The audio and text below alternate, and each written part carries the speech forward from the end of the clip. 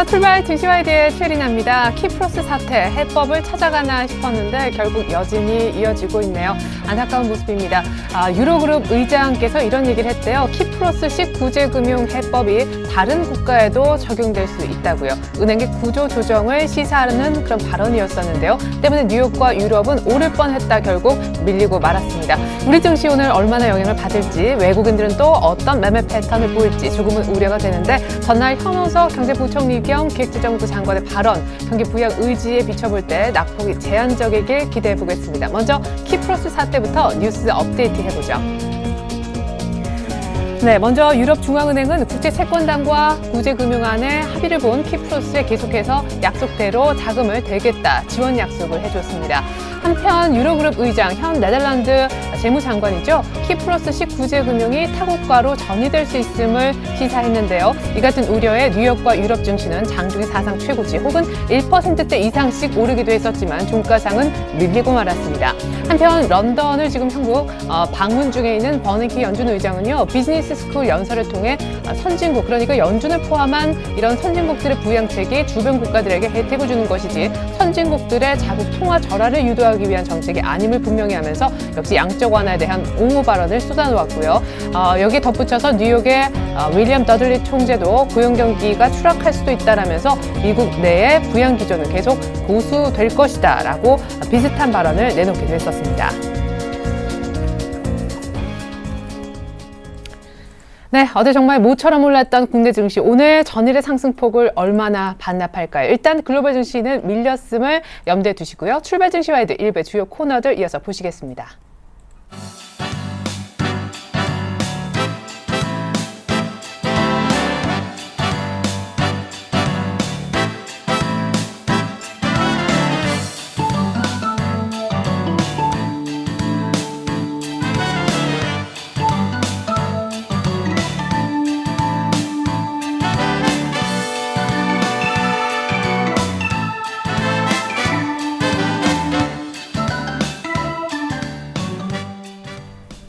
네, 개장 5분 남았습니다. 오늘 시초가에 들어가 볼 만한 종목부터 알아볼까요? 메리츠 정금증권 강정원 부장님, 안녕하세요.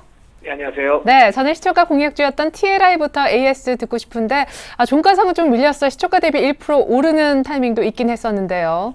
네, TLI 모바일 소프트웨어 진출 성장성 모멘텀이 있다고 말씀드린 바 있고요. LED 시장, 조명 시장 진입에 대한 성장성, 여러 가지 높은 수익성과 성장성을 좀 기대할 수 있는 종목이었고, 최근에 기관이 좀 매도가 좀 나오는 것 같습니다.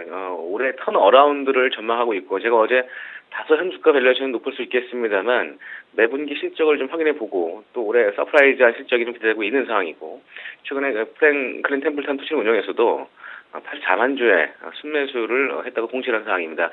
TLI 제가 제시한 손절가 9,000원 하회하지 않는다면 저가 매수의 기회도 충분히 가능하지 않을까 그런 생각이 들고요. 제가 제시한 목표가 11,000원에서 11,500원까지 계속 유지하도록 하겠습니다.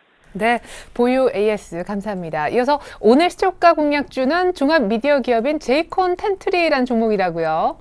네, 오늘 시초가 공략주는 제이콘텐트리를 준비했습니다. 제이콘텐트리는 그 중앙 미디어 네트워크스 그룹의 자회사고요.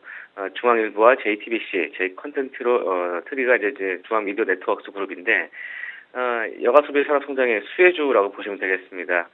영화 산업과 TV 드라마 대표적인 여가 소비 산업이라고 볼 수 있고요. 투자 포인트 세 가지 두시는데요. 첫 번째는 영화 산업의 성장성입니다. 올해 매출, 지난해 매출이 50%를 차지하고 있는 멀티플렉스의 성장성을 볼 수 있는데요. 지난해 영화 관람객 수가 1억 9,489만 명이었습니다. 2011년 대비해서 21% 성장하면서 과거의 평균 수준을 크게 넘어서는 모습을 보여주고 있고요. 최근에도 다수의 흥행 영화와 함께 그 여가 소비 문화로 자리 잡으면서 관객 수가 지난 2012년 대비해서도 8% 정도 증가할 것으로 전망을 하고 있습니다. 국내 MS 영화 관람객 기준으로 해서 지난해 MS 19%를 차지하고 있고요. 2010년, 2011년, 2012년 계속적으로 지금 증가하고 있는 모습을 보여주고 있어서 외형 성장이 좀 계속적으로 이어지고 있는 모습이고요. 지난해 말에 일산 백석점 오픈과 올해 창원 위탁점의 직영점 전환으로 인해서 이 두 개의 직영점이 좀 추가되면서 외형 성장과 실전 개선에 좀 기여할 것으로 전망되고 있고요. 두 번째는 드라마 사업 부분의 성장성을 들 수 있는데요. 최근에 JTBC가 워드 베이스볼 클래식을 방영을 하면서 최근에 좀 많은 시청자를 좀 확보한 상황이고요. 특히 드라마 제작과 유통 이런 수적 턴어라운드가 올해부터 본격화가 될 것으로 전망되고 있습니다. 드라마 하우스의 지난해 드라마 제작 편수는 5편에 불과했습니다만 올해 8편 내외의 드라마를 제작하면서 이 JTBC를 비롯해서 이 지상파 방송사까지 보급할 계획으로 알려져 있습니다. 개국 이후에 종편 채널들은 저조한 상황인데 올해부터는 시청률 1% 이상 상승하는 모습을 보여주고 있고요. JTBC 드라마인 무작위 상팔자의 경우에는 2월 달에 10%가 넘는 그런 시청률까지도 보이면서 굉장히 JTBC의 어떤 드라마 성장성이 좀 부각되고 있는 상황이고요. 올해 방송 부분의 매출액은 지난해 대비해서 750억을 전망하고 있습니다. 36% 증가할 것으로 전망되고 있고요. 지난해 750억이지만 올해 1020억, 1020억을 전망하고 있습니다. 그래서 전체적으로 올해 실적도 굉장히 긍정적인 모습을 좀 보여줄 수 있다고 보시면 되겠고요. 올해 전체적으로 매출액과 영업이익을 한번 살펴봐야 되는데 매출액은 4,450억, 영업이익은 520억을 전망하면서 지난해 대비해서 각각 13%와 21%의 증가를 전망되고 있습니다. 그래서 멀티플렉스 부분의 매출 성장세와 JTBC 드라마의 성장성 이런 부분들이 올해 실적으로 영향할 것으로 전망되고 있고요. 최근에 부각되고 있는 여가문화 소비 문화화, 미디어 콘텐츠 이런 산업 성장의 수혜주로 제 콘텐츠를 제시하도록 하겠고요. 적정 밸류에이션 올해 실적 대비해서 지금 각 증권사 밸류에이션 한 6천원까지 보고 있습니다만 올해 예상 EPS가 329원입니다. 현주가 PER 15배 수준이 좀 안 되는데 보수적으로 한 16배 정도 이전 평균 PER 적용하더라도 5,250원대 밸류에이션 매력이 좀 있어서 오늘 시초가 공략주로 제시하도록 하겠습니다. 네, 감사합니다. 그렇다면 목표가 PER 16배 적용하면 정확히 가격은 어느 정도가 될까요?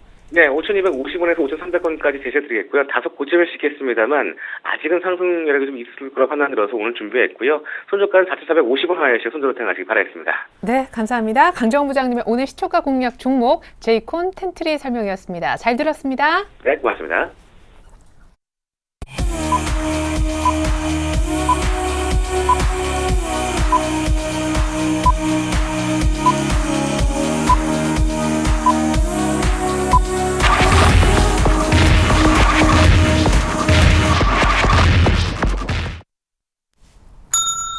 네, 3월 26일 화요일 우리 시장 이제 막 문을 열었습니다. 네, 일단 시장이 어제 많이 올랐었는데 그것도 점프하고 난 다음에 1989군까지도 갔었는데 오늘 어떤 모습을 보일지 키프로스가 결국 새 구제금융안 합의를 트로이카로부터 이끌어내면서 악재가 호재로 변했었다가 다시 한번 악재로 바뀌는 그런 날입니다. 양시장 출발 상황 상세하게 분석 도와주실 두 분의 전문가 먼저 소개해드립니다. 유스탁의 유창희 대표님 그리고 골든 이글 투자자문의 정태근 팀장님 모셔볼게요. 안녕하세요. 네, 반갑습니다. 네, 코스피 예상대로 하락 출발하고 있는데 하락폭이 크진 않은 것 같네요. 네, 이 정도면 보합이라고 볼 수 있겠죠. 네. 1997포인트 선에서 출발하고 있는데 어저께 우리나라 증시가 1.5% 가까이 상승을 했던 거에 비하면은 해외 증시가 거기다가 해외 증시는 그러니까 시가 대비해서 거의 1% 이상 하락을 했는데 우리나라는 지금 이 정도면 양호하다고 볼 수 있지 않을까 생각을 하고 있습니다. 일단 옐렌 재무장관이 좀 말을 바꿨죠. 그건 좀 와전된 부분이 있다는 얘기가 나오면서 미국 증시도 낙폭을 줄이면서 마감했던 부분들이 긍정적으로 작용을 하면서 우리나라 증시가 큰 영향을 받지 않는 것 같은데 일단은 좀 시장을 좀 지켜봐야 되지 않을까 생각을 좀 하고 있어요. 일단은 다들 키프로 사태가 긍정적으로 완화가 되면서 1990포인트 초반이나 혹은 잘하면 2000포인트까지는 쉼없이 올라갈 수 있지 않을까라는 기대감이 있었지만은 그런 부분들이 일단 조금 다시금 이렇게 불확실성을 키우면서 해외 증시가 움직였기 때문에 우리나라 증시 역시 일단 지금 1970포인트 전후로 해서 방향성 탐색을 좀 하지 않을까 생각을 좀 하고 있고요. 제일 중요한 것은 오늘 제가 보기에는 1970포인트 정도 지지라인이 상당히 중요하다는 부분들 체크를 하면서 차트적으로 좀 바라봐야 되지 않을까 생각을 좀 하고 있습니다. 수급을 조금 보신다라면은 아직 시작한 지 얼마 안 됐지만은 그래도 외국인이 정말 오래간만에 시작하자마자 한 88억 정도 매수세를 보여주고 있다는 부분들 일단 이것이 끝까지 가봐야지 알겠지만은 어쨌든 시작 자체는 그동안 장 시작하면 한 100억에서 200억 정도 매도가 나왔었는데 오늘은 조금이나 매수가 들어오고 있다는 부분도 체크하셨으면 좋겠고요. 선물 쪽에서 한 600계약 정도 매도가 나오고 있는데 어저께 선물 쪽에서 한 4,500계약 정도 매수가 들어왔습니다. 어저께 상당히 호재가 발생했음에도 불구하고 선물 매수가 생각했던 것보다 적었거든요. 그래서 오늘도 한 2,000계약 이상 매수세가 유입이 될 수 있는지 여부를 좀 체크를 하시면서 수급을 바라보셨으면 좋겠고요.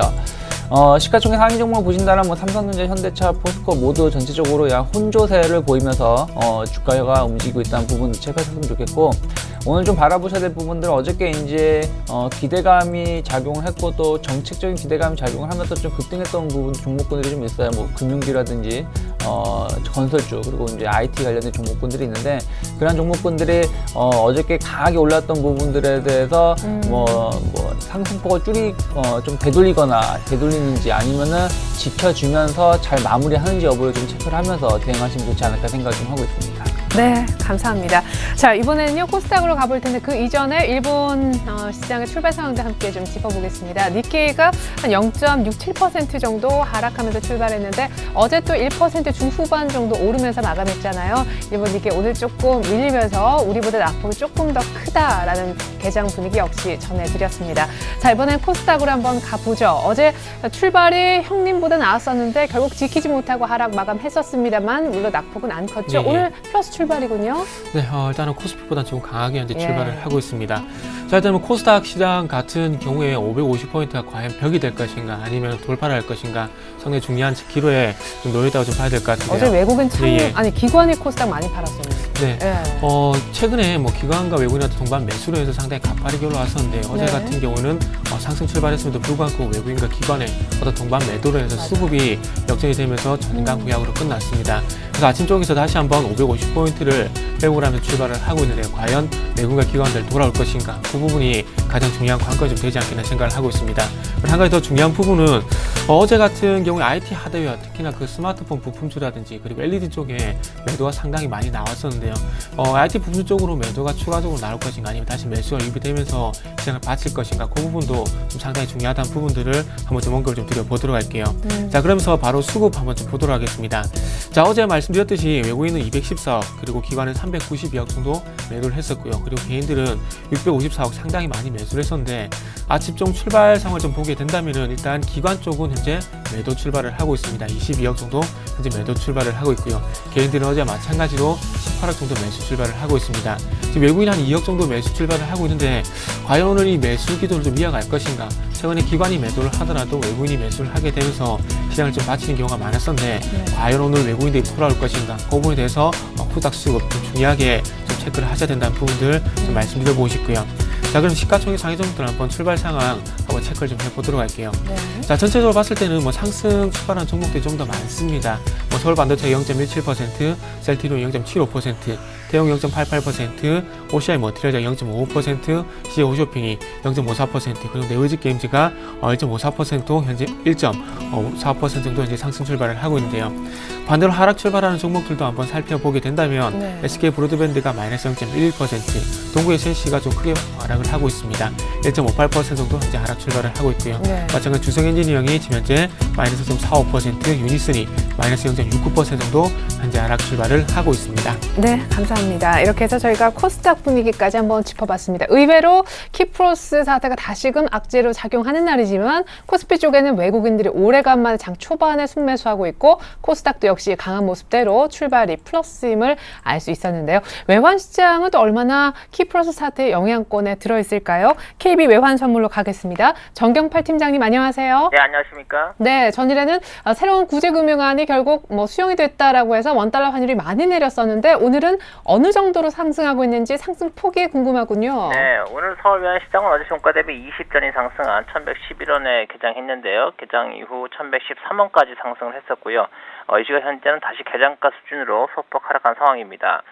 키프로스 사태에 따라서 외환시장의 변동성이 커지는 모습인데요. 키프로스가 국제채권단과의 구제금융의 합의함에 따라서 어제 아시아장에서 지난번 뉴욕장 초반까지는 외환시장에서 엔화의 약세와 위험통화들의 강세가 나타났었고요. 여기외 시장에서 달러원 1개월물의 경우는 1110원 50전, 현물 한일로 환산해서는 1108원 20전까지 하락했습니다. 어제 장중 저점이었던 1109원 80전보다도 더 하락한 수준이 되겠습니다. 그러나 이러한 키프로스와 관련된 낙관론은 뉴욕장 초반부터 사라지기 시작했는데요. 키프로스의 구제 방안이 유로존 은행권 문제 해결에 새로운 본보기를 마련했다는 유로그룹 의장의 발언이 나오면서 향후 대규모 은행권 조정에 대한 불안감이 확산되기 시작했고요. 위험 자산과 위험 통화들의 약세 그리고 엔화의 강세로 이어졌습니다. 달러 엔의 경우 93.51엔까지 하락한 후에 반등하는 모습 보였고요. 유로 달러의 경우는 1.30달러대에서부터 1.28달러대까지 곤두박질 치는 모습이 나타났습니다. 그동안 키프로스 사태는 키프로스 경제 규모가 작다는 것을 근거로 그 영향력이 과소평가되어 왔습니다만 이제는 유로존 재정 위기의 새로운 시작이 될 수도 있음을 일부 시장이 시사를 하고 있습니다. 유로그룹 의장이 자신의 발언이 잘못 해석되었다고 해명에 나섰습니다만 시장의 불안감은 아직 잠재우지 못하고 있습니다. 이제 시장이 주목하고 있는 불안 요인은 10만 유로 이상의 예금에 부과하는 세금에 대한 공포가 유로존 주변국들로부터 독일 은행이나 미국으로 자본 이동을 촉발시킬 수 있다는 그 가능성이 있다는 것인데요. 이탈리아와 스페인으로부터 자본이 심각하게 유출될 경우에는 유로 달러의 급락이 당연히 예상이 되고요. 이에 따라서 달러원은 상승 압력을 받을 것으로 보고 있습니다. 만약 1120원이 돌파될 경우에는 달러원의 상승세는 더욱 탄력을 받을 수가 있겠습니다. 그렇지만 한 가지 흥미로운 점은요. 지난밤에 키프로스 사태 우려에 불구하고 호주 달러는 미 달러와 대해서 강보합세를 보였다는 것인데요. 이것은 유로존 상황 전개에 따라서 일부 투자자들의 경우는 상품 통화를 또 다른 안전 통화로 여기고 있는 것으로 보여집니다. 이러한 상황이 좀 더 진행될 경우에는 키프로스 사태에 따른 원화의 약세는 매우 제한적으로 나타날 가능성이 있다고 보겠습니다. 네, 감사합니다. 외환시장 전망까지 들어봤습니다. KB 외환선물 정경팔 팀장님의 도움 말씀 있었습니다. 감사합니다. 네, 감사합니다.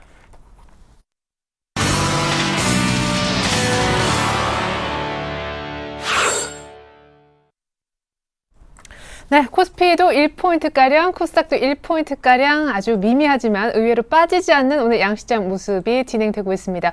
이제 고수들의 작전 타임 들어볼 시간인데요. 오늘 만나보실 고수는요. 주식회사 알파라이징 스탁의 정재훈 실장님이 되겠습니다. 실장님, 오늘 어떤 작전 세워주실 건가요? 부탁드릴게요. 예, 안녕하십니까. 정재훈입니다.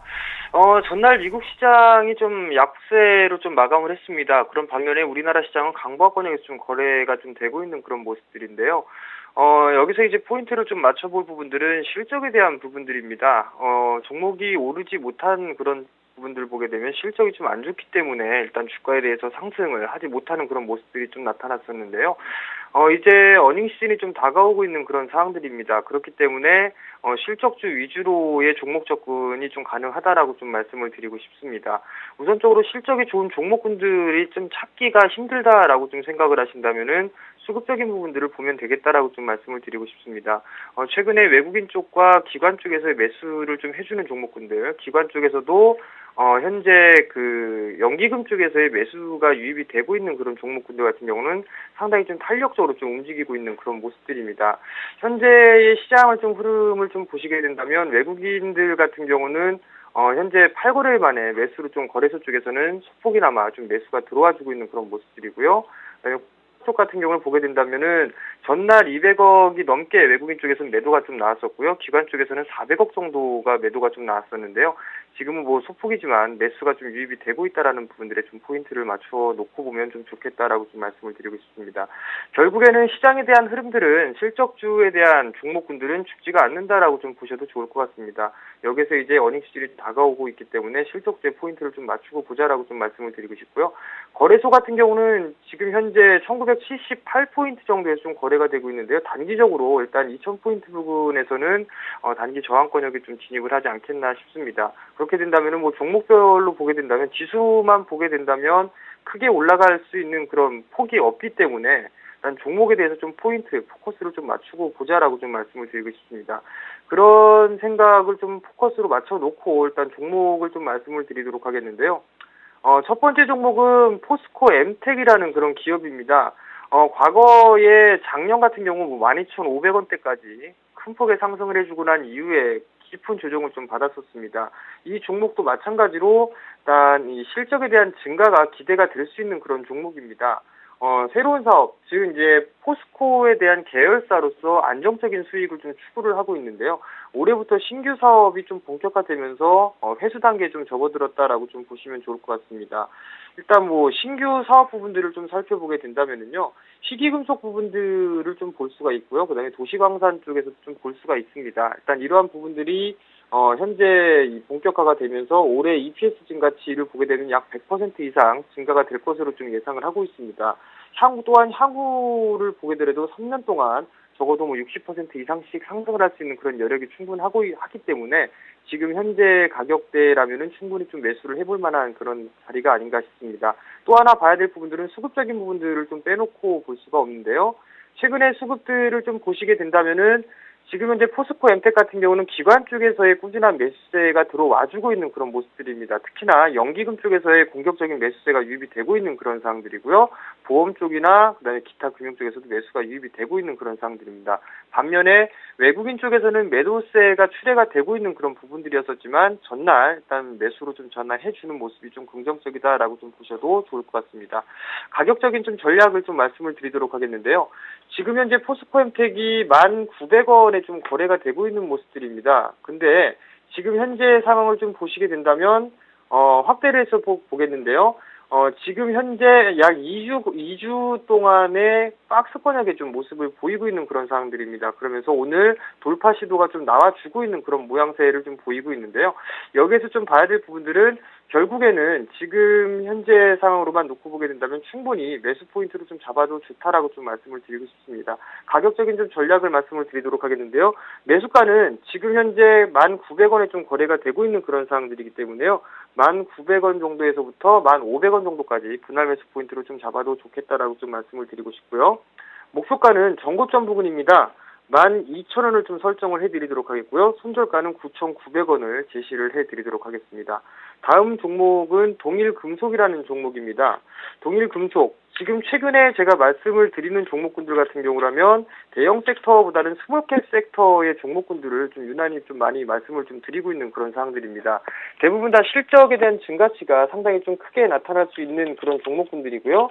그 다음에 또 한 부분들은 안전하게 성장을 할 수 있는 그런 기업이다라고 좀 보셔도 좋을 것 같습니다.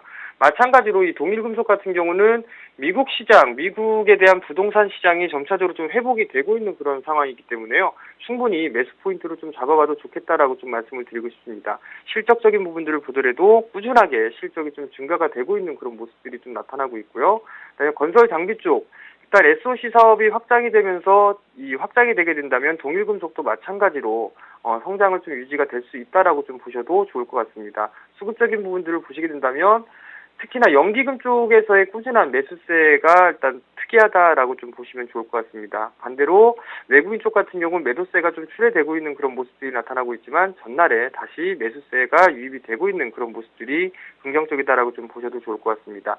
가격적인 좀 전략을 말씀을 드리도록 하겠습니다. 동일금속 같은 경우는 지금 현재 작년 하반기 때 8월 달에서부터 형성되었던 고점권역이 현재 15,000원권역입니다. 15,000원권역을 전날 돌파를 해주는 그런 모습들이 좀 나타났었습니다. 그렇기 때문에 지금 매물 소화는 일정 부분 다 해주고 추가적인 상승 시도가 전개가 될 것이다라고 좀 포인트를 좀 잡아보시면 좋을 것 같습니다. 매수 포인트는 일단 지금 현재 15,500원, 15,550원에 좀 거래가 되고 있는 그런 모습들인데요.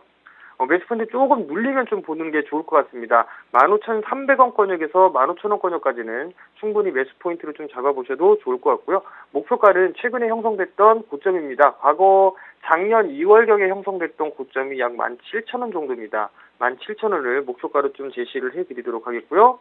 손절가는 14,000원이 이탈되는 흐름들이 나타나게 된다면 추세가 이탈되는 모습들이 나타날 수 있기 때문에 이 라인대를 손절 라인으로 좀 잡도록 하겠습니다.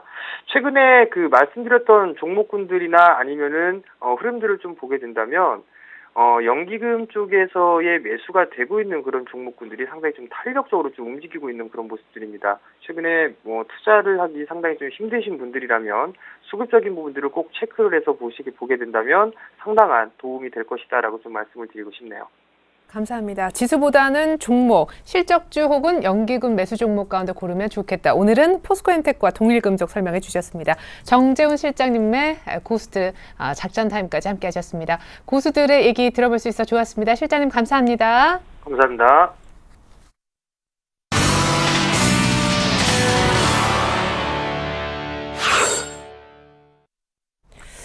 네, 코스피는 1980선을 회복했습니다만 소폭 사면서 출발했던 외국인들의 매수세가 살짝 자리를 감추었네요. 코스닥도 하루 만에 550선에 회복을 해 놓았습니다. 자, 이제는요, 지금 시각 개장한 지 한 17분 정도 흘렀는데 특징적인 움직임을 보이고 있는 종목군들 한번 살펴드리고 대안까지 생각을 해보겠습니다. 먼저 코스피 쪽으로 가보죠. 어제는 트로이카가 상당히 강했었는데 오늘 일부 종목은 추가 상승합니다만 오늘은 기계와 운수창고, 일부 해운주가 움직이네요. 네, 오늘 뭐 전체적으로 뭐 기계업종하고 운수창고, 해운주가 많이 움직이고 있는데 일단 뭐 기계업종이 올라가는 것 중에 하나가 이제 두산인프라코가 이제 중국 쪽에서 이제 굴삭기가 뭐 판매가 급증할 수 있다는 기대감인 뉴스가 나왔습니다. 그러다 보니까 거의 4%의 상승을 보여주고 있는데 일단 뭐 이런 부분 좀 확인해야 될 부분이 있다고 생각을 하고 또 이런 게 단발 이슈에 그친다라면 주가 상승이 일시적으로 끝날 수 있다는 부분들을 좀 체크해야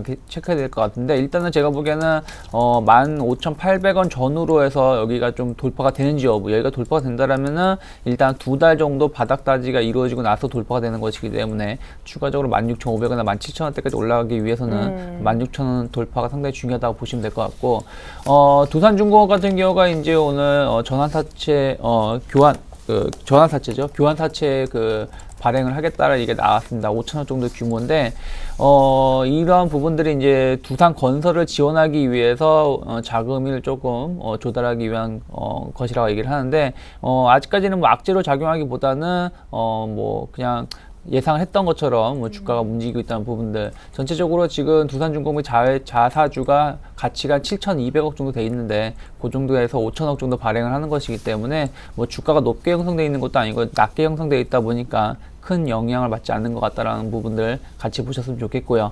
기타 다른 이제 기계업종군들 역시 마찬가지로 그 나쁜 모습은 아니다. 일단 제가 보기에는 환율 자체가 조금 안정화를 보여주고 있기 때문에 기계업종군들이 그래도 조금 긍정적인 모습을 띄고 있는 것이 아닌가 생각을 좀 하고 있고요.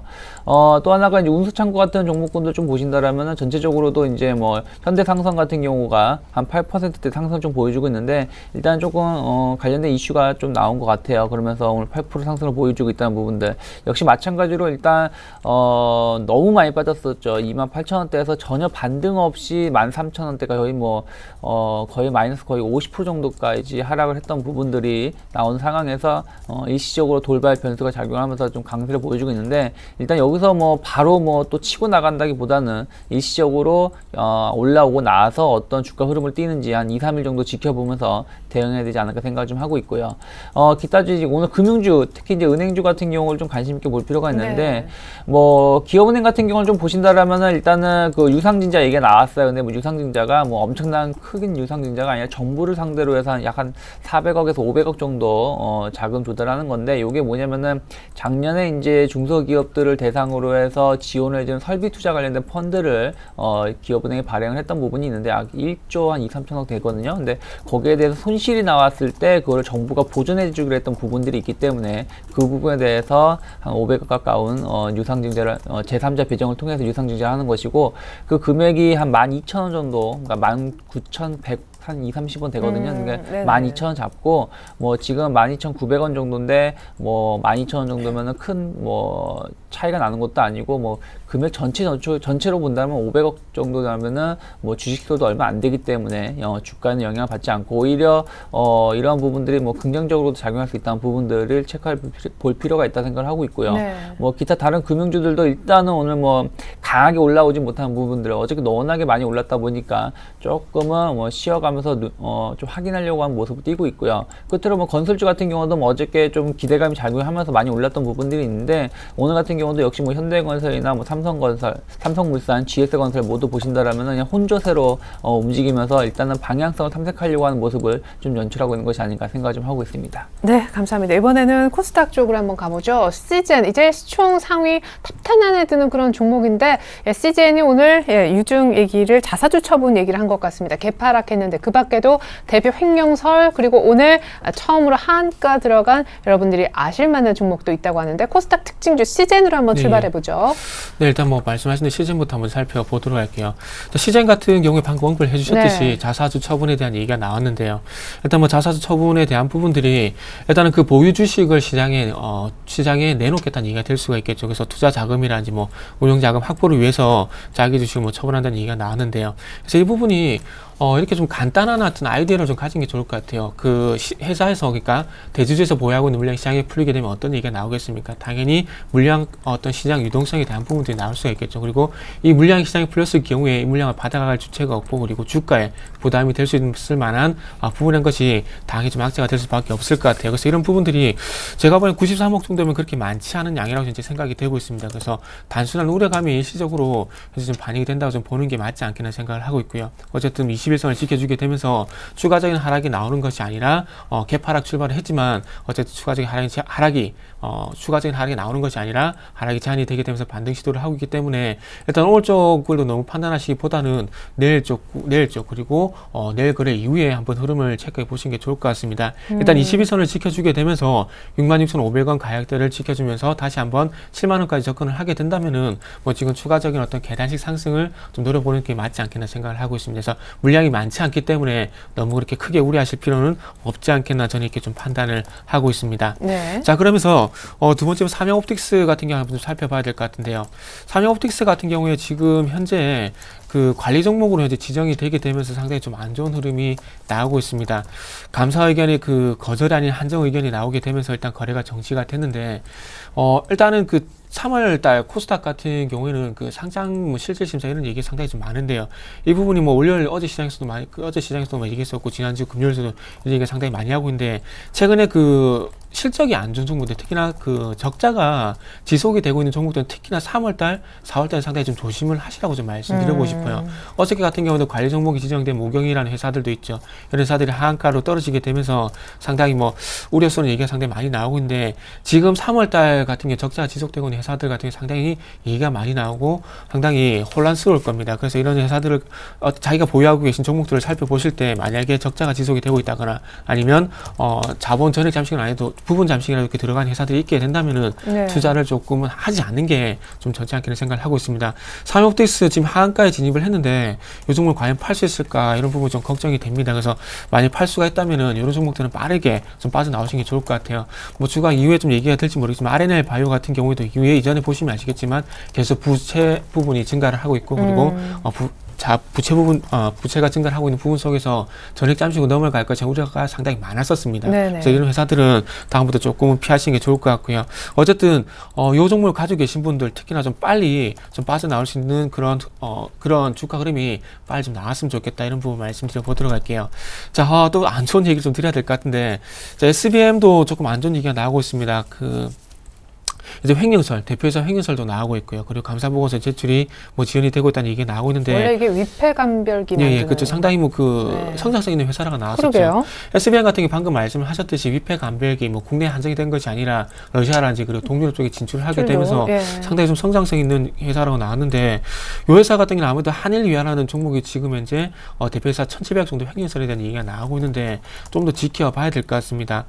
상당히 뭐 성장성이 조금은 뭐 저희들도 마찬가지 이런 그 성장성이 부각되는 회사가 갑자기는 횡령설에 대한 얘기가 나오게 된다면 저희도 마찬가지 배신감이 들 수밖에 없거든요. 특히나 한일이라든지 그리고 방금 말씀드린 지금 저희가 보고 있는 SBM 같은 경우에는 상당히 성장성이 있는 회사는 분명히 맞았습니다. 근데 어쨌든 오너의 어떤 그 안 좋은 뭐라 해야 될까요? 하여튼 이런 횡령과 같은 안 좋은 어떤 마인드 때문에 조금 영향을 미치는 것 같은데 하루빨리 그 횡령에 대한 그 혐의가 빨리 벗어나고요. 그리고 감사보고서 제출 지연되고 있는 부분에 대해서 빨리 원만한 해결이 나와야 이 회사 같은 경우는 정상적인 어떤 주가를 볼 수 있을 것 같습니다. 그래서 앞에 말씀드렸던 삼양옵틱스와 마찬가지로 이 종목도 일단은 소나기는 피하는 게 맞겠죠. 그렇기 때문에 이 종목도 되도록 빠져나올 수가 있다면 빠져나왔으면 좋겠는데 이 종목도 지금 하한가네요. 죄송하게도 하한가기 때문에 이 종목이 만약에 반등을 주게 된다면은 좀 빠져나오시고요. 그리고 한 가지 좀 아쉬운 부분은 4,000원대부터 이미 하락의 신호가 있었기 때문에 이때 빠져나오지 못한 부분은 상당히 조금 본인의 손해란 부분들도 조금 감수를 좀 해야 되지 않겠나 생각을 하고 있습니다. 네, 빠르게 코스피에 있는 몇 종목만 조금 더 봤으면 좋겠습니다. 현재 두산인프라코어와 현대상선이 4 내지 5% 상승폭을 키우고 있는데 언제부턴가 좀 주춤하고 부진했었던 한국전력이 이렇게까지 밀려있나 싶어서 대응법 잠깐 한번 챙겨보겠고요. 그런 반면에 농심 계열 화학회사죠. 율촌화학은 52주 신고가를 오늘 찍고 있네요. 네, 일단 뭐 한국전력 좀 보신다면 일단 수급이 좀 좋지 못하는 부분들 좀 보셨으면 좋겠어요. 일단은 뭐 외국인 좀 매도가 나오고 있다 보니까 3만 원을 붕괴를 시켰습니다. 3만 원을 붕괴시키고 29,000원 초반대까지 빠졌다는 부분들. 제가 보기엔 그렇습니다. 뭐 일단은 뭐 전기 인상에 대한 이슈도 해소가 뭐 끝났고, 뭐 지금 당장 뭐 전력 수요가 뭐 어느 정도 봄 같은 경우는 뭐 많이 예전과 좀 뭐 많이 늘어난 부분이 아니다 보니까 좀 이슈가 좀 멀어지고 있는 것 같은데, 제가 보기엔 그래요. 그렇다고 하더라도 뭐 한국전력 같은 경우는 오히려 빠지면은 한번 매수해 볼 수도 있는 권역이 아닌가 생각을 하고 있어요. 왜 그러냐면은 올 뭐 여름이 올 내년까지는 계속 발전 수요가 증가하고 여기를 공급이 수요를 따라갈 수 없는 상황이 놓여 있기 때문에 제가 보기에는 오히려 저가 매수의 기회도 될 수 있지 않을까 생각을 좀 하고 있기 때문에 너무 부정적인 인식보다는 긍정적으로 볼 필요가 있지 않을까 생각을 하고 있는데, 뭐 일단 제가 보기에는 뭐 하락하고 있기 때문에 뭐 급격하게 오늘 당장 매수하자는 건 아니지만 한 29,000원대까지 빠졌다 그러면은 일단 한번 일시적으로 반등은 나올 수 있는 권역이다라는 생각을 좀 하고 있고요. 그리고 오히려 뭐 추가적인 하락이 나와서 28,000원에서 29,000원 사이가 온다라면은 좀 중장기적인 관점에서도 매수해 볼 수 있지 않을까 생각을 하고 있다는 부분들. 뭐 외국인들의 수급이 최근 들어서 조금 매도가 좀 나오고 있다는 부분들은 좀 부담은 되고 있지만은, 일단은 제가 보기에는 외국인들은 뭐 최근에 시장에 안 좋아서 매도가 나오면서 같이 매도가 했던 부분들, 현금화하기가 좀 좋은 종목군들 매도가 했기 때문에 만약에 수급이 개선된다라면은 다시금 매수가 들어올 수도 있다는 부분들 좀 생각을 하면서 좀 지켜보시는 거 좋지 않을까 생각을 좀 하고 있고요. 네. 율촌화학 같은 경우는 농심 계열이죠. 그래서 뭐 농심이 뭐 라면이 엄청나게 잘 팔리고 있다는 부분들이 좀 있죠. 그러다 보니까 주가도 좋은 모습을 띄고 있고요. 또 이제 율촌화학 역시 뭐 같은 계열사다 보니까 그런 모습을 띄고 있는데, 이 회사가 뭐 포장 용지를 만들고 있지만 또 전자 부분, 그러니까 그쪽 관련된 제품도 생산하고 있어요. 많지는 않지만, 근데 이쪽 부분에 대해서 뭐 뚜렷하게 성과가 없었는데 최근 들어서는 다시금 여기에 대해서 이제 그 기대감이 부각이 되면서 주가 상승을 더 이끌고 있다는 부분들. 그러니까 예전에 어떤 포장지에 대해서만 주가가 뭐 안정적인, 이 회사 상당히 안정적인 회사거든요. 뭐 배당도 많이 주고 주가 변동성 상당히 적은 회사 중에 하나인데, 맞아, 배당절 때 배당절 때 나온 종목인데 전자재료 관련해 가지고 약간 이슈가 부각이 되면서 많이 오르고 있다는 부분들. 제가 보기에는 뭐 솔직히 근데 엄밀히 따지면요, 차트로 봤을 때는 엄청나게 오른 것처럼 보이거든요. 근데 8,000원대에서 9,000원, 만원대까지 본다면 한 20% 정도 올라온 거예요. 그러니까 다른 종목으로 비교한다면 한 50%, 70% 올랐나라고 볼 정도의 차트 모양이지만 실질적으로 20%밖에 안 올랐기 때문에 추가적인 상승이 충분히 열려 있다는 부분들. 그러니까 차트만 보신다면 부담되지만 가격적인 부분에 실제 오른 걸 보인다라면은 아직은 더 올라갈 수 있다는 부분들. 다만 일단은 뭐 최근에 조금 이제 9,000원 초반에서 만원대까지 좀 단기간에 좀 많이 올랐던 부분이 있기 때문에 네. 한 9,000, 한 7,800원 혹은 600원 전후로 해서 기간 조정이 잘 이루어진다라면은 추가 상승도 가능하다는 부분들, 거기서는 매수도 한번 해볼 수 있지 않을까라는 생각을 좀 하고 있습니다. 네, 이어서 수급 특징주 살펴보겠습니다. 전일 코스닥 쪽 수급 특징주를 먼저 살펴보고자 합니다. 화면을 통해서 종목부터 확인해 보실게요. 자, 전일 코스닥의 기관의 순매도가 상당 부분 들어갔었습니다. 한 400억 정도 순매도를 보였던 기관, 어떤 순서대로 종목을 빠르게 정리했을까요? 가장 많이 빠르게 정리한 종목은 SM, 어제 엔터주 쪽의 타격이 기관 매물 때문에 있었고, 2위는 GD였습니다. 유리 쪽 슬리밍 업체이죠. 상장한 지 얼마 안 되고, 3위는 CTC바이오, 4위는 인터플렉스, 5위는 서울반도체였고요. 나머지 6위부터 10위까지도 뽑아봤는데요. 성우하이텍과 화인텍 오늘은 움직임이 좋습니다. 그리고 YG엔터가 SM 말고도 있었고, 셀트리온 역시 서울반도체와 함께 시총 상위 종목 코스닥에 있는 종목이 조금 정리가 됐네요. CJ ENM도 어제 기관이 10번째로 가장 많이 판 종목에 랭크가 되었습니다. 자, 정태근 팀장님, 전일 기관의 매도, 이제 전반적으로는 코스닥이 형님이 코스피보다 강하긴 한데 뭔가 좀 배울 만한 점이 있나요? 일단은 수급 특징에 대한 부분을 말씀드리겠지만 네. 전체적인 결론은 조금 코스닥 기관들이 코스닥에 발을 빼고 있는 상황 속에서 좀 매도 타겟이 좀 되고 있다 봐야 될 것 같아요. 일단 왜 그렇게 왜 그렇게 생각하는지를 먼저 좀 말씀드릴게요.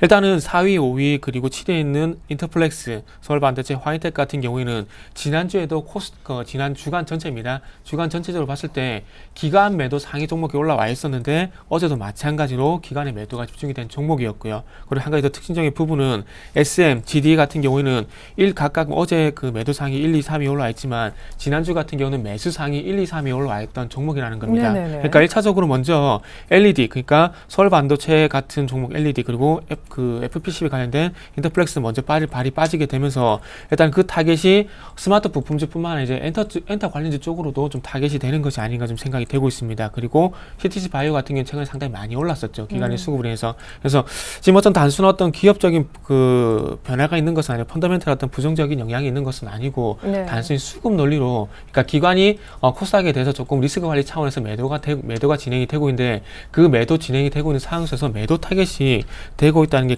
지금 보기에는 가장 설득력 있는 좀 대답이 아닌가 생각이 되고 있습니다. 그래서 어쨌든 지난주에 이어서 계속 매도가 나오고 있고 그리고 어제 매도가 나오고 있다는 부분들 그리고 오늘도 마찬가지로 기관이 조금 그 코스닥 전체적으로 매도를 하고 있는데 조금 이런 종목들 쪽으로 다시 한번 그 리스크 관리 차원에서 어떤 매도가 좀 지속이 될 가능성은 조금 더 열어놓고 좀 대응을 하는 게 좀 맞을 것 같다 이런 결론을 좀 내고 싶습니다. 네, 감사합니다. 이어서 수급 특징주, 전일 수급 특징주입니다. 코스피 쪽의 수급 특징주도 이어서 보고 투자 아이디어도 챙겨보겠습니다. 화면 보시죠.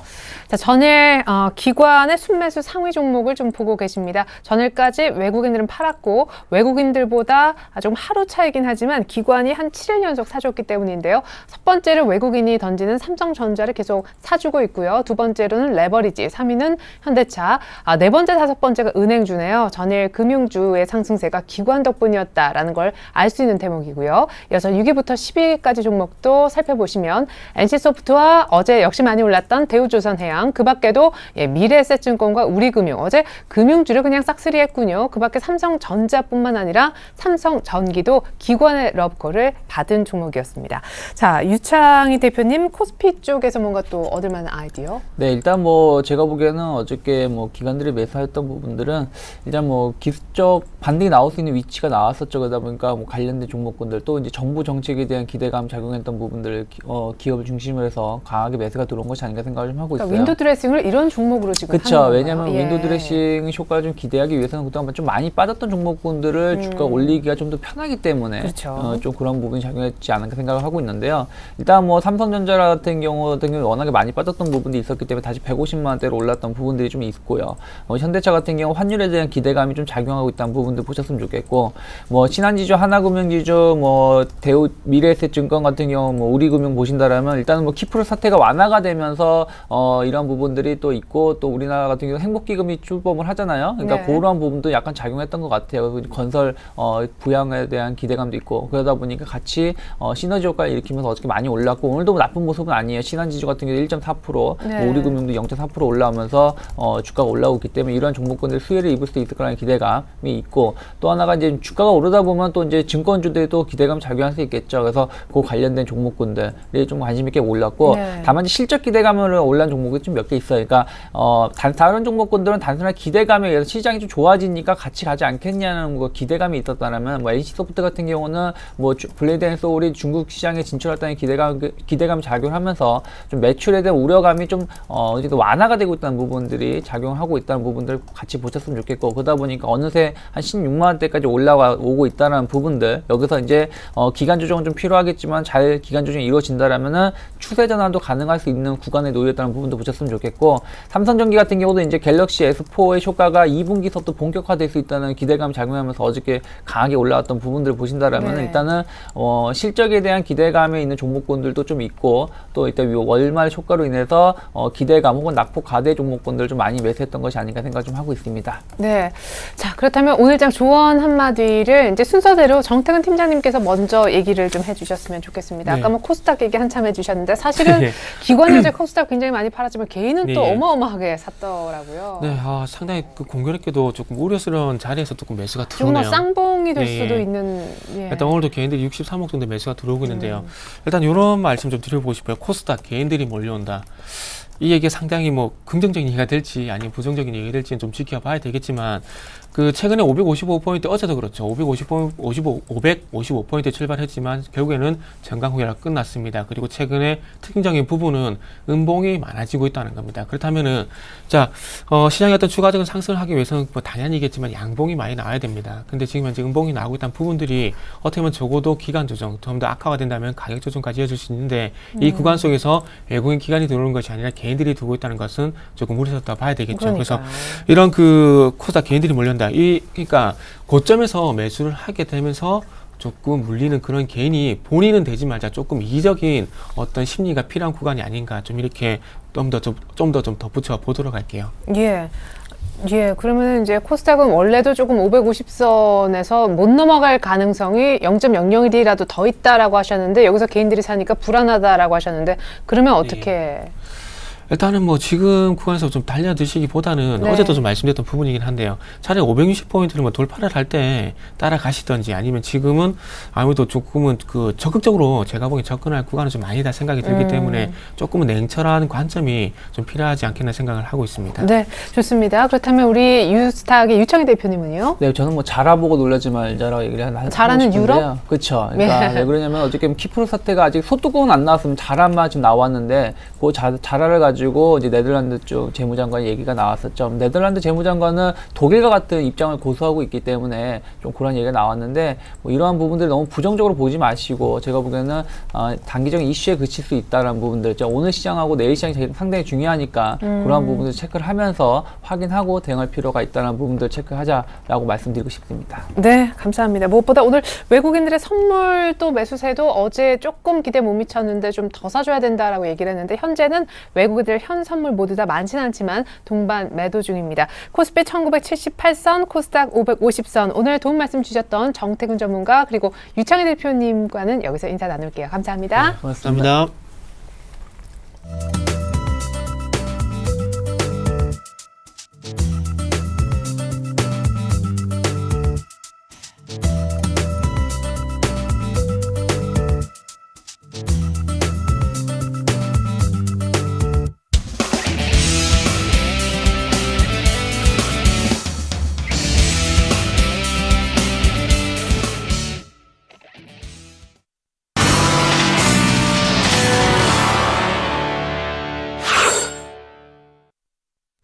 네, 글로벌 이슈 속 숨겨진 한 줄의 의미를 찾아보고자 합니다. 오늘도 역시 IM투자증권으로 가서 김동섭 이사님 만나볼게요. 안녕하세요. 네, 안녕하세요. 네, 키프로스 얘기부터 해보죠. 안 좋은 선례를 남길 수 있다라고 하셨었는데 좀 이제 그런 우려가 본격화되는 것 같습니다. 무디스도 사실은 새 구제금융안에 대한 합의를 보고 나서도 여전히 디폴트 우려가 있다라면서 걱정을 했는데 특별히 어떤 이유에서였는지 좀 들어보죠.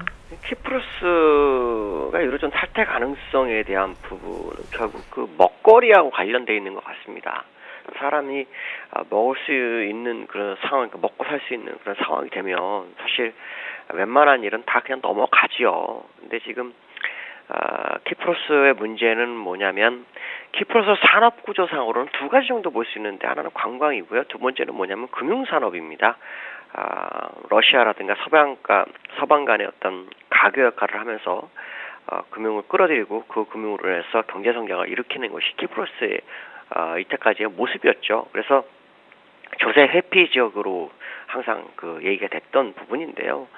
이번에 그 10만 유로 이상에 대해서 40%의 헤어컷을 적용함으로 인해서 일단 은행 산업이 붕괴가 됐다라고 판단해야 되겠죠. 그렇다면 할 수 있는 게 없다라는 거죠. 우리나라처럼 뭐 IMF 때 제조업이 있어서 수출을 늘리고 수입을 줄이고 뭐 해서 어떻게 좀 해보겠지만 여기는 일단 자기들의 어떤 성장 동력을 잃어버린 그런 상황이 됐기 때문에 가능성이 상당히 높고요. 사실 이것뿐만 아니라 그 제가 우려했던 부분 어저께 그 유로그룹 의장이 그 얘기를 했었죠. 예룬 데이셀블룸이라는 그 네덜란드 재무장관인데 이 사람 고위층인데 참 대도 안 되는 말을 그냥 바로 해버리는 바람에 사실 어저께 프랑스 같은 경우에는 1.10%까지 갔다가 마이너스 1.2로 마감하는 그런 상황이었고 미국도 신고가를 치다가 그냥 마이너스로 곤두박질 치는 상황이었는데요. 그 내면을 보면 결국에 가서는 키프로스라는 나라에서 예금에 대한 세금 부과하는 것을 전례를 만들고자 했던 노력이 있었다라는 것을 확인시켰죠. 그것은 무슨 말이냐면 결국 뭐 각 나라별로 구조조정을 잘하고 문제를 일으키지 않으면 상관이 없지만 문제가 일어났을 경우는 결국 너희들이 해결할 방법은 그런 것밖에 없다라는 것을 암시했다라는 부분이고요. 비하인드 스토리를 보면 그 EU 집행위하고 IMF 메르켈의 싸움이 있었다고 하죠. EU 집행위에서 이걸 해서는 안 된다고 했지만 IMF하고 메르켈에 강력히 몰아붙였다라는 그런 얘기가 있는데요. 어쨌든 메르켈도 그런 생각을 가지고 있다라고 한다면 나중에라도 혹시 유로존이 문제가 되면 이 부분이 선례로 작용해서 시장에 큰 충격을 줄 수 있는 어떤 불씨는 남아있다라는 생각을 계속 해봐야 될 것 같습니다. 네. 한편 안 좋은 뉴스가 더 있죠. IMF가 세계 경제 전망을 바꿀 모양인데 일본은 향후 좋아질 것으로 보이지만 미국은 올 한 해 2% 성장이 힘들다라고 성장 전망을 내렸다면서요. 그 IMF가 지금 미국의 전망치는 지금 2%에서 1.7%로 하향 조정했거든요. 0.3%포인트 조정을 했는데 미국 내에서는 뭐 올해 2.2에서 2.8까지도 지금 얘기가 나오고 있거든요.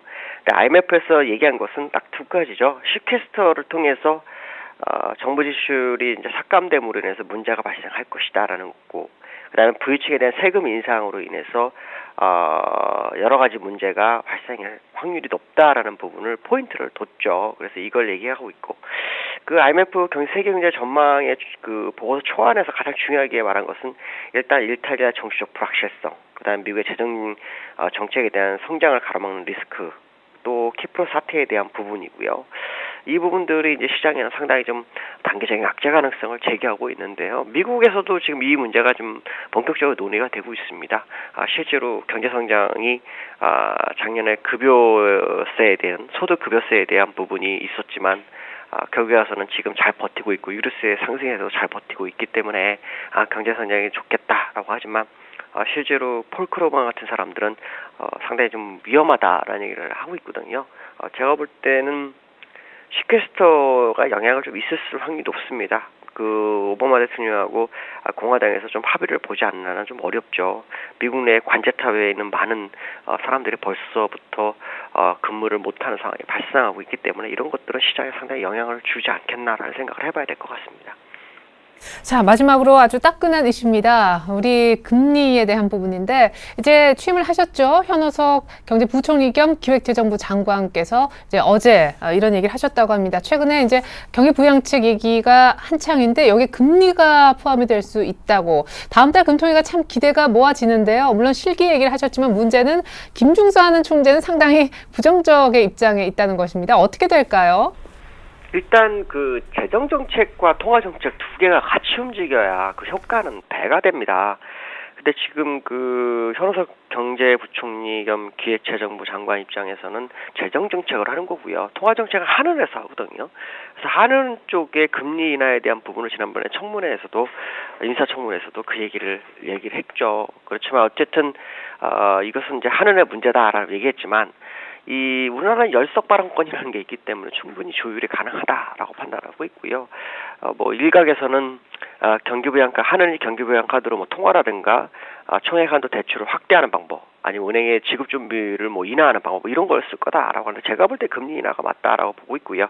다만 김진수 그 한은 총재 입장으로서는 그 한 나라의 경제를 실험의 대상으로 삼을 수 없다라는 그런 표현을 썼습니다. 근데 제가 볼 때는 실험의 대상이 아니죠. 왜냐하면 전 세계에서 금리 인하한 나라들은 지금 주가가 급등하고 경제가 침체에서 벗어나려는 모습이 나오고 있는데 금리 인하 안 하는 나라들은 지금 상당히 어려움을 겪고 있다라는 걸 본다면 실험이 아니라 결과가 다 주어진 상황이다라고 본다면 이것은 금리 인하가 맞다는 거죠. 문제는 뭐냐면 금리 인하를 할까 말까 하다가 슬그머니 내리는 게 중요한 게 아니라 하겠다는 의지 표명이 되게 중요한 거죠. 우리는 경기를 살리기 위한 의지가 굉장히 중요하다라는 것이 표현해 주는 게 더 중요하다는 거죠. 실제로 일본의 같은 경우에도 사실 금리 인하 내릴 것도 별로 없죠. 근데 강력한 경기 정책을 해서 디플레이션 탈피하겠다라는 그 아베 신조나 구로다의 그 의지가 시장에 반영이 되는 거거든요. 지금도 마찬가지입니다. 이게 될까 안 될까, 금리 인하를 해서 될까 안 될까 이걸 따질 게 아니라 금리 인하를 함으로써 경기를 살리겠다는 의지를 반영한다면 시장은 폭발적인 움직임을 보일 수 있다라는 부분입니다. 그래서 김준수 한은 총재가 입장은 이해하지만 지금 그 현호석 장관처럼 강력한 경기 부양을 위해서 모든 수단을 강구하겠다라는 그 의지를 같이 반영해 준다면 금리나 0.25를 하더라도 시장에는 큰 영향을 미칠 것이다라고 생각하면 될 것 같습니다. 네, 어제 뭐 금리 인하라는 표현을 쓰지 않았지만 그래도 부양 의지가 아주 뭐 아무것도 없었던 예전보다는 조금 나와서인지 모르겠습니다. 오늘 시장은 키프로스가 다시 좀 악재로 작용하나 하는데도 불구하고 버텨주고 있는데 시장 조언 구합니다. 전일에도 수급의 중요성, 기관의 현물 그리고 외국인들의 선물 환매수 얘기하셨는데 어제 좀 그런 모습이 나왔거든요. 앞으로 시장 어떻게 될까요? 지금도 그게 지금 필요한 상황입니다. 그 외국인들의 선물 환매가 상당히 좀 중요하고요. 기관들의 현물 매수가 상당히 중요합니다. 지금도 현물에서는 기관이 130억 정도지만 그래도 받아주고 있는 그런 상황이고요. 선물에서도 매수를 한 447개를 하고 있습니다. 근데 외국인은 현선물 매도하고 있죠. 이럴 때는 기관이 외국인의 쇼커버링을 유도하는 그런 전략이 구사돼야 될 것 같고요. 기술적으로 1981포인트 안착 여부, 돌파 여부를 꼭 확인하셔야 될 것 같은데 제가 볼 때는 충분히 가능하지 않을까라는 생각을 해봅니다. 예, 감사합니다. 오늘장 조언까지 주셨던 분은요. IM투자증권의 김동섭 이사님이셨습니다. 잘 들었습니다. 네, 감사합니다. 네, 이상 출발증 시와이드 1부 마무리 짓겠습니다. 1980선 시도 한번 했었는데 약간 밀려나 있거든요. 외국인들 오래간만에 사다 했는데 역시 우리 이사님께서 짚어주신 대로 지금은 현선물 모두 다 동반 매도로 돌아섰습니다. 코스닥도 550선 위쪽에서 머물고 있습니다. 전 잠시 후 2부로 다시 오겠습니다. 고맙습니다.